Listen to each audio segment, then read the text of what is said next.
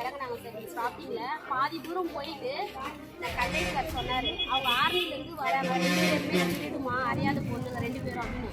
ஐயோ என் பேக்கில் நான் பர்ஸ் வச்சுட்டேன், நகைலாம் குழந்தை நகை பைசா இருக்குன்னு சொல்லிட்டு நான் பேக்கை செக் பண்ணுறேன். பார்த்தா பர்ஸே இல்லை சார் பேக்கில். மொழியில காரணத்துக்கு வச்சுக்கேன். உடனே பாதி வழியே நான் நிறுத்திட்டாங்க. நிறுத்தவோ இந்த அக்கா வழியில் வந்தாங்க, கை அழுதுனே இருந்தேன், கை போட்டு நிறுத்துறேன். இந்த மாதிரி விஷயம் சொல்லவும் உடனே வந்து இப்போ இந்த ஷாப்பிங்கில் நின்றுட்டாங்க சார்.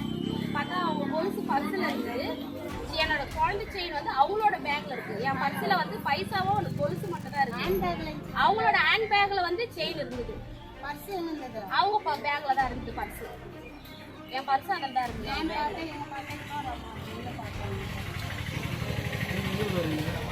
நான் வந்து சொந்த மாமியார் வீடு வந்து விழாக்கூர் சார், செய்யார் தாண்டி 4 ஷாப்பிங்கு.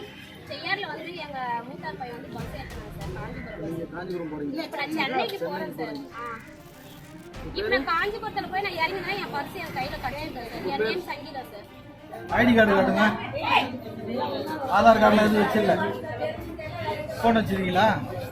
ஃபோன் வச்சுருக்கீங்களா? என்ன நடந்தது?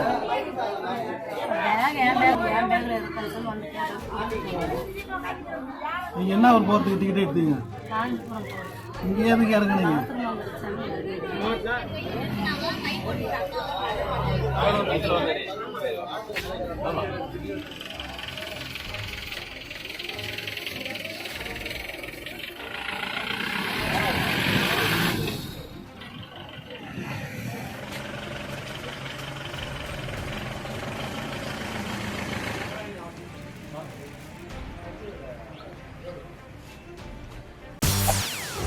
செய்திகளை உடனுக்குடன் தெரிந்து கொள்ள உடனே சப்ஸ்கிரைப் பண்ணுங்க.